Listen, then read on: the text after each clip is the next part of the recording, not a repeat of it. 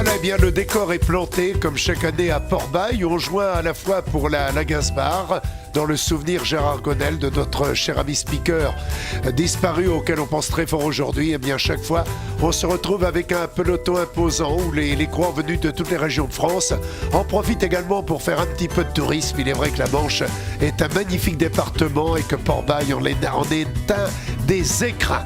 Nous avions le plaisir d'accueillir toutes les équipes à la signature. Les différents clubs sont venus avec de belles ambitions, avec leurs différents leaders et l'envie de réaliser un excellent parcours. Au moment de la signature, chacun des coureurs nourrit à juste titre de belles ambitions.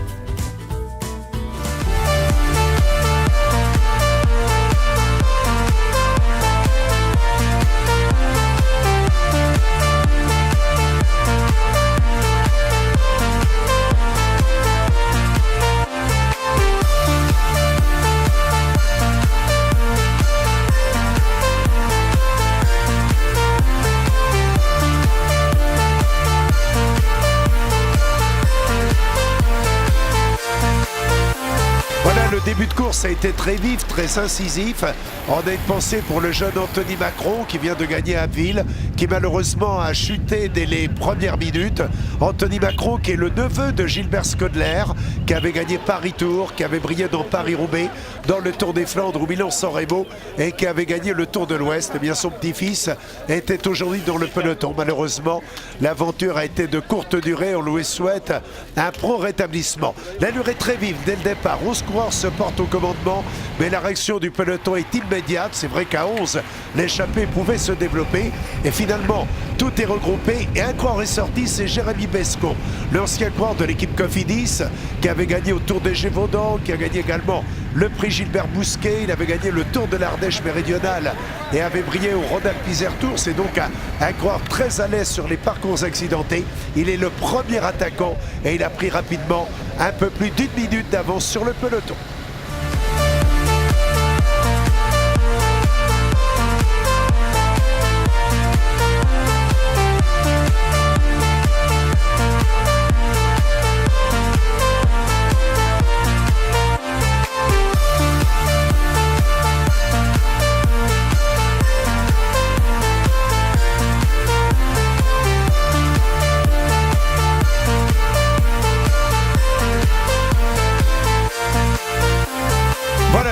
Nous retrouvons le groupe de tête. La bataille est déclenchée avec les coureurs que nous avons au commandement. Il y a donc Nicolas Durand d'Aubervilliers. On retrouve également Coupel d'Orléans. Il y a Pinot qui nous vient de Saint-Quentin. Deux Belges, Reales et De Salles qui viennent de briller au Tour Ouest Flandre.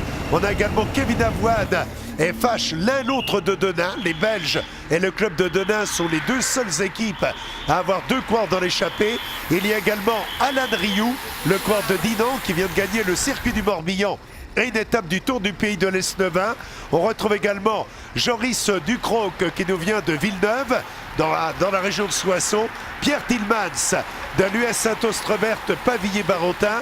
Arnaud Le Cellier, le coureur de Torigny qui vient de gagner du côté de Châteaubriand à Louis Fer.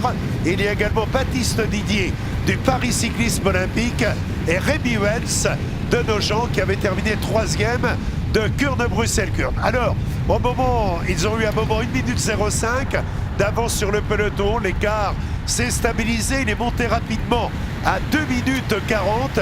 Mais là, tout est en train de s'organiser pour revenir. Et on a un groupe de contre-attaque qui est à 1 minute et 28 secondes.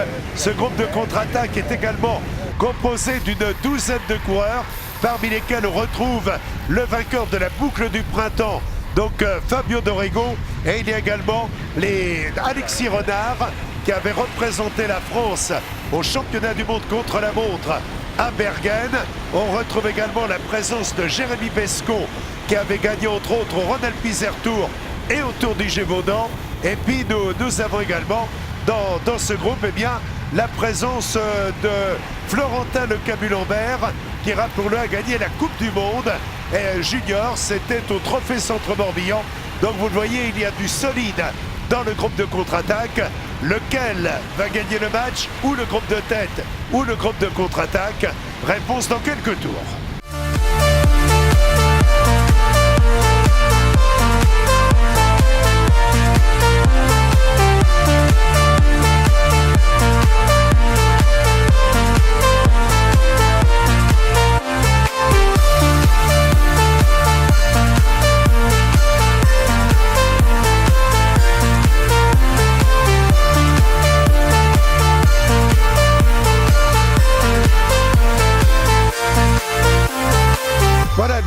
les échappés que nous avions tout à l'heure, finalement, ils vont nous accompagner jusqu'à l'arrivée. Et puis, Alain Driou était évidemment le favori. On sait que le coup de pédale qu'est le sien actuellement pouvait l'autoriser à aller chercher la victoire, ce qu'il est parvenu à faire de manière très soutenue. Il est vrai qu'il aborde la saison 2018 complètement détendu, car il sait qu'il sera pro en 2019 au sein de l'équipe Fortunéo Samsic. Il gagne donc cette épreuve après avoir gagné il y a quelques jours autour du pays de l'Esnevin et d'avoir gagné également le célèbre circuit du Morbihan. Il s'impose. À noter à la deuxième place le jeune Belge, donc Cériel de Salle. Il a 18 ans, il sort des juniors. Il a évidemment de bons gènes puisque son grand-père n'est autre que Benoni Bate, l'ancien champion du monde. Il termine deuxième. Le troisième de l'épreuve est donc Pierre Tillmans. À croire qu'il y a une belle pointe de vitesse également. Il avait été l'un des meilleurs dans Bordeaux-Sainte. Le quatrième est un autre Belge, le jeune Relaes. L'un autre sont dirigés par Michel Pollentier. Donc une belle course avec un bon vainqueur.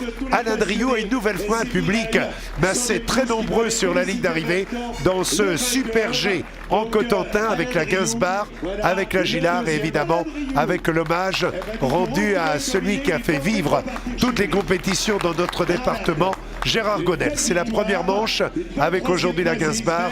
Demain, ce sera la Gillard à Saint-Sauveur-Landelin.